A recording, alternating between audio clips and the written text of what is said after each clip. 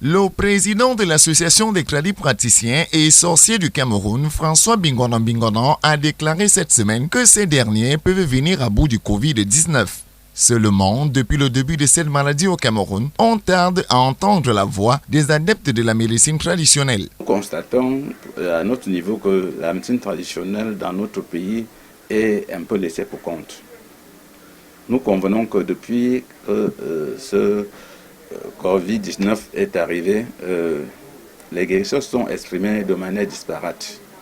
Il n'y a pas eu un cadre, il n'y a pas eu un forum d'échange pour qu'ils apportent leur vision, leur apport, pour qu'ils donnent leur contribution à cette guerre. On a remarqué que à chaque fois qu'il y a une pandémie, l'OMS et l'Ordre national des médecins de chaque pays confisquent les malades. Donc, le confinement concernait le corps médical. Ça ne concernait pas les autres corps. Et il est impossible de se mixer dans ça. Donc, nous ne sommes pas souvent concernés par tout ce qui regarde la santé publique. Bon, santé publique, ça veut dire ce qui regarde la colonisation médicale en Afrique.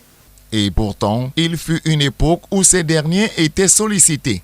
La seule fois qui me souvient que ça a été fait, c'est quand il y avait la lutte contre le polio, la poliomyélite, qui est une maladie virale également.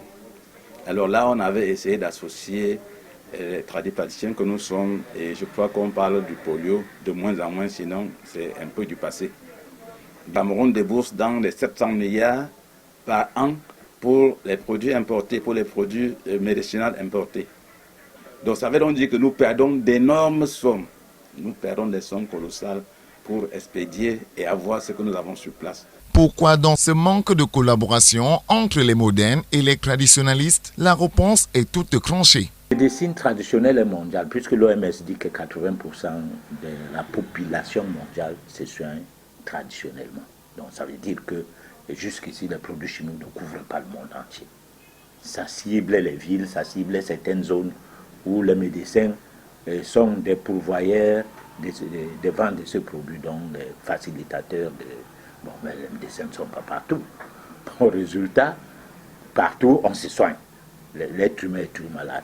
Alors, mais le problème de l'Afrique, c'est que nous avons été esclavagisés, colonisés, aujourd'hui néocolonisés.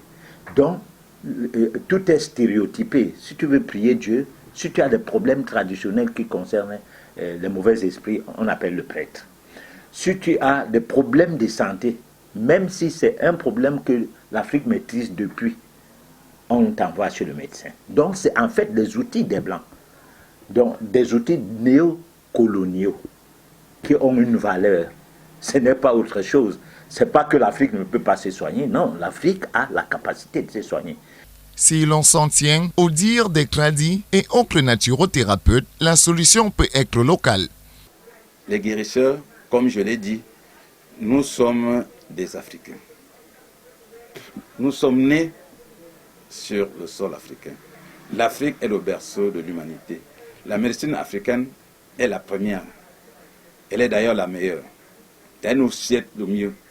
Nous sommes des Africains quand nous naissons sur notre sol africain. On nous enterre. Et de cette terre poussent les plantes, les arbres et tout. Quand on prend donc ces plantes pour nous guérir, ça intègre notre corps, ça reconnaît notre corps et ça sied avec nous. Alors que le débat reste ouvert entre la médecine traditionnelle et celle moderne, vivement qu'un terrain d'entente s'installe pour le bien-être de tous.